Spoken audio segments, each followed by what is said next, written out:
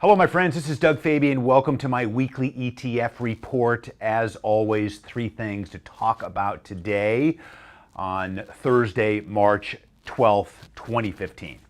Let me jump right in and talk about the financial markets because we're back to the zero line.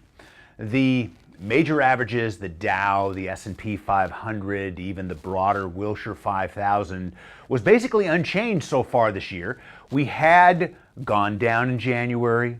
We went up to a new high during the month of February, and now we've given back gains. And as far as the U.S. market is concerned, we're right back to where we started again. This obviously is the kind of the way markets work sometimes. There's a lot of consternation right now. Everybody's worried about this strength in the U.S. dollar. So far this year, the U.S. dollar is up 8%. That is a huge move in currency land after it was up some 16% last year. So combine those numbers, the US dollar's up 25% in the last 14 months. And this is going to cause some problems for certain companies. So the markets are getting worried about earnings. Now, other parts of the world like Europe and Japan like a strong dollar, like their currencies to be weak, because it means that their goods and services that they sell into the US market are cheaper for them. So just realize that markets ebb and flow. We have not broken the long-term uptrend of the US stock market so far. The S&P 500 has gone below its 50-day average this past week, but the uptrend is still intact. And this brings me to point number 2. Do you know that this month is the 6th year anniversary of this bull market? This bull market began in March of 2009, and we all remember March of 2009. This is when the market was in free fall, and we were down 56% from the previous high on the S&P 500, and it looked like the world was coming to an end relative to the financial markets. And then the markets started to turn around and a new bull market was born.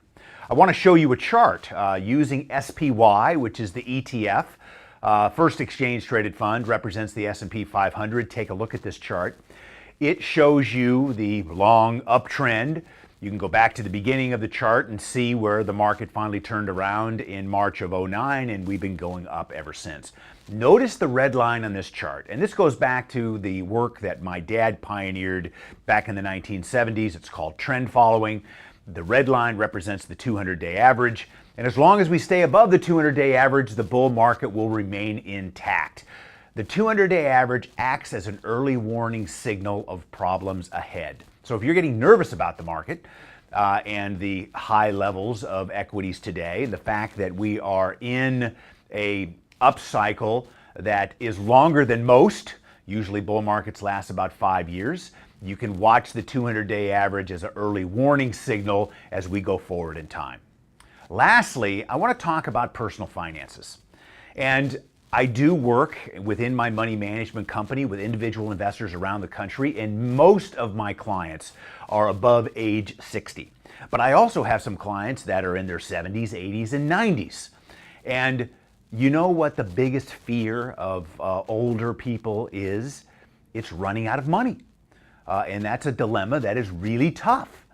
And so even though you might be a long way from retirement, or maybe you're getting closer to retirement, let me give you a couple of really important facts about retirement financial security. Number one, as you're going into retirement, you want to lower your expenses. So something like a mortgage is not favorable in retirement. Doesn't mean that you can't have a mortgage, but you'd be better off not having a mortgage because that's a big expense that you have in your life.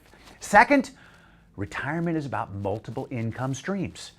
You earned an income during your working career, but when you get to retirement, you're going to have multiple income streams. You might get a little bit of a pension, you might get some money from your IRA, you could have some income property, you could get some Social Security, multiple income streams. The more you have, the better.